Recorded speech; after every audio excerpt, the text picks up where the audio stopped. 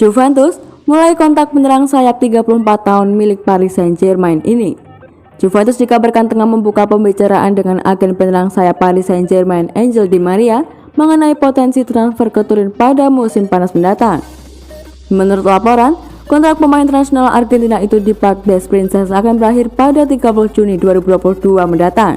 Dan terlepas bahwa klub memiliki opsi perpanjangan 1 tahun lagi, tapi sang penyerang tampaknya akan pergi di akhir musim ini. Angel Di Maria melihat peluangnya di tim utama PSG semakin terbatas di musim ini sejak kedatangan rekan senegaranya Lionel Messi yang membentuk trio penyerang mengerikan bersama Kylian Mbappe dan Neymar di lini depan tim besutan Mauricio Pochettino. Kini dengan kontraknya di raksasa Liga 1 akan berakhir pada akhir musim ini, Juventus dikabarkan memulai kontak dengan perwakilan penyerang sayap internasional Argentina tersebut mengenai potensi transfer di akhir musim ini menurut laporan dari Sky Italia. Angel Di Maria juga dikabarkan tertarik untuk pindah ke raksasa Turin dalam kesepakatan kontrak yang berdurasi 1 atau 2 tahun sebelum pindah ke negara asalnya Argentina di mana dia ingin mengakhiri karirnya. Pemain sayap itu telah berhasil tampil 26 kali untuk PSG musim ini, mencetak 3 gol dan menyumbang 7 assist. Dia adalah bagian dari tim yang mencapai final Liga Champions pada tahun 2020, di mana mereka dikalahkan oleh Bayern Munchen. Meski pemain berusia 34 tahun itu ingin mengakhiri karir klubnya di tanah kelahirannya, tampaknya dia tidak akan bermain untuk negara asalnya lebih lama lagi. Dia sudah merencanakan pensiun dari sepak bola internasional setelah Piala Dunia 2022 di Qatar akhir tahun ini.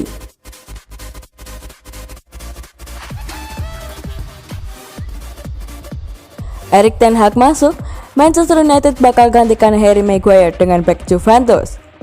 Mantan pemain timnas Belanda Jan van Hals mendesak Erik ten Hag untuk menggantikan Harry Maguire dengan bek Juventus Manchester United jika dia masih melatih Manchester United. Perburuan setan merah untuk manajer permanen baru tampaknya hampir berakhir saat laporan dari Fabrizio Romano sebelumnya menyebutkan bahwa bos Belanda sudah menyetujui semua detail persyaratan kontraknya untuk mengambil pekerjaan di Old Trafford pada musim depan. Dia kabarnya akan dikontrak hingga 30 Juni 2026 mendatang atau hingga tahun 2025 dengan opsi perpanjangan 1 tahun. Saat Erik ten Hag didukung untuk bisa membawa kembali kejayaan klub yang gagal bersaing memperebutkan gelar terutama sejak pensiunnya Alex Ferguson. Dengan juru taktik berusia 52 tahun itu tampaknya dalam perjalanan menuju Inggris, Manchester United sekarang diharapkan untuk mengalihkan perhatian mereka untuk memperkuat skuad mereka di jendela transfer musim panas nanti.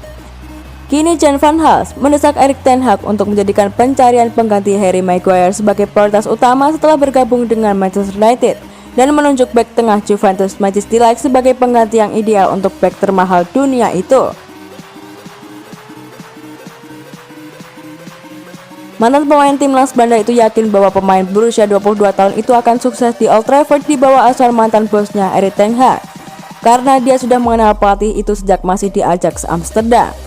Dia mengatakan pada Ziggo Sport, "Jika Anda mencari pengganti Harry Maguire karena dia akan menjadi pemain utama yang dikeluarkan oleh Erik ten Hag, saya langsung memikirkan Manchester United. Dia tahu ten Hag secara konstruktif bagus.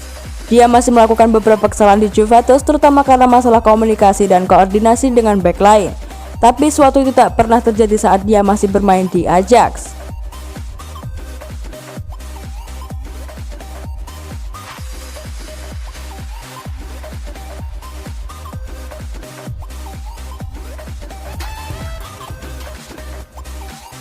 Juventus disebut buka peluang bayang bek kiri Hoffenheim.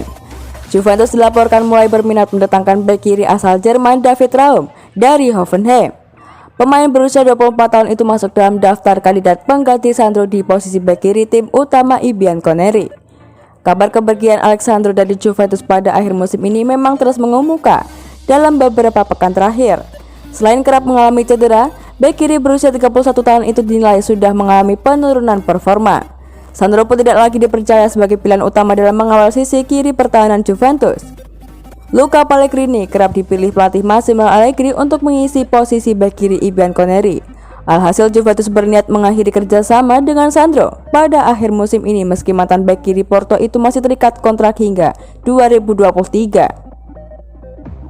Demi mencari pengganti Sandro dan memperkaya pilihan pemain di posisi bek kiri, Juventus dikabarkan tengah memantau sejumlah pemain muda termasuk David Raum. Juventus memulai memantau situasi Raum di Hoffenheim. Bek kiri asal Jerman itu telah masuk dalam bidikan si nyonya tua, tulis ramalan jurnalis sepak bola asal Italia Nicolo Sciarra pada Sabtu 23 April 2022. Minat Juventus ini tak terlepas dari performa impresif Raum bersama Hoffenheim di Bundesliga pada musim ini. Tidak hanya tampil solid di lini belakang, Raum juga mampu membantu penyerang via overlapping di sisi kanan pertahanan lawan.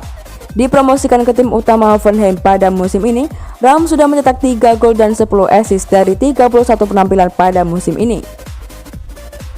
Kendati masih terikat kontrak hingga 2026 mendatang, Raum dilaporkan tertarik untuk bisa hijrah ke Juventus. Memiliki kemungkinan besar tampil di Liga Champions menjadi salah satu pertimbangan utama Raum untuk menerima pinangan Juventus. Namun si nyonya tua mesti menyiapkan dana transfer tidak kurang dari 20 juta euro untuk mendapatkan Raum.